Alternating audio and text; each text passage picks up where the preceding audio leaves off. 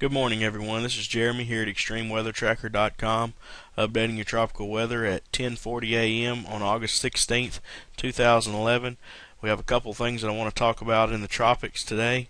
I'll try to make this brief. The first is Invest 93L, which is located here just to the west of the Lesser Antilles.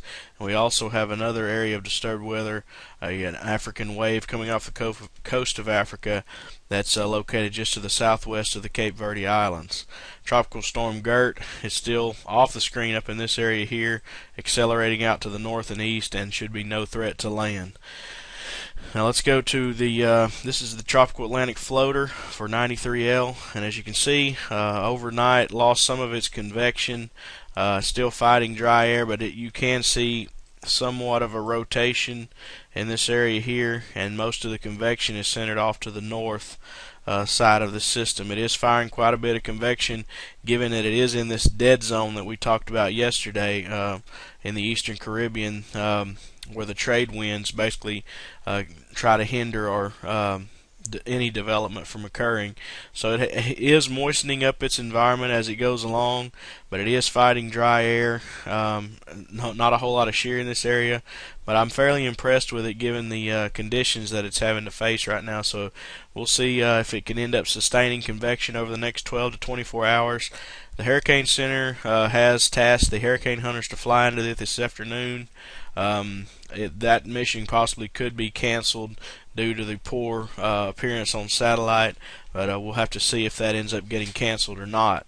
And I want to go to the model tracks of 93L, and these are the statistical models that's run on 93L. You can see them initiated in this area, and the consensus is pretty good through the first 24 to 48 hours, bringing it into the Central Caribbean, and then after that they spread out somewhat. Some of them wanted to take them over the tip of the Yucatan all the way down and bringing them into Central America here.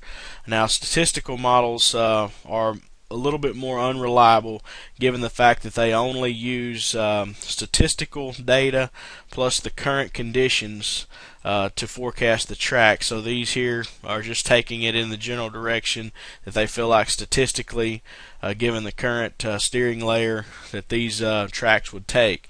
Now let's check out the more dynamical models. These are the dynamical models, and what they do is they forecast from the current position, and they forecast the dynamics in the steering pattern, given the steering pattern at the certain points where the tropical system would be at that time, given the forecasted steering layer. So these are more accurate models, and you can see a consensus of these models for the first 24 hours is pretty good, and after that they differ somewhat. And the reason for this is this model here, I believe this is the H-Wharf model, and he's basically taking it in a more northwesterly fashion, because the H-Wharf model brings it up to strength probably too quickly. It brings it up to a category 2 in about 3 or 4 days, which in turn would mean that this system would be steered in a more northwesterly fashion by the upper level steering winds.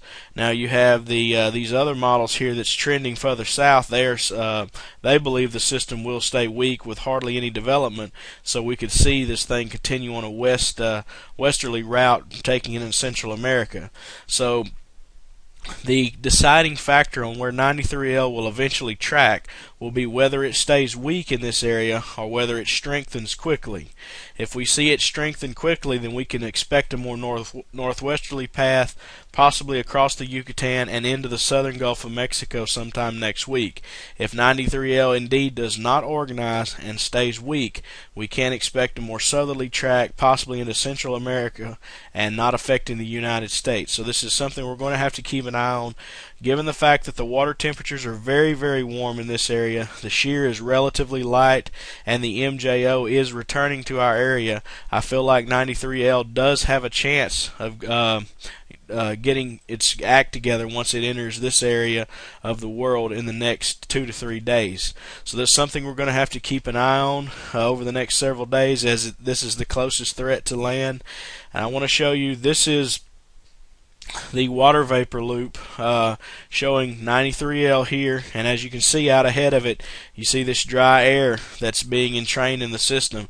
Now 93L has been doing a pretty good job of moistening up its own environment. You can see this band of convection that's basically pushing out ahead of it, and it's actually been moistening up. You can see the moisture that's being created by 93L, and it's been doing a fairly good job of keeping its area moist, but it is being entrained by this dry air getting pulled into the system, thus hindering convection from forming.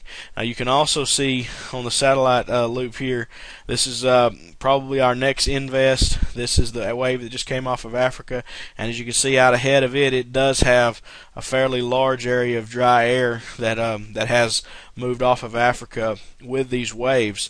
But you can also see, located on the satellite imagery, this is the ITCZ zone, and you can see that it's actually helping to moisten up this environment ahead of the African wave.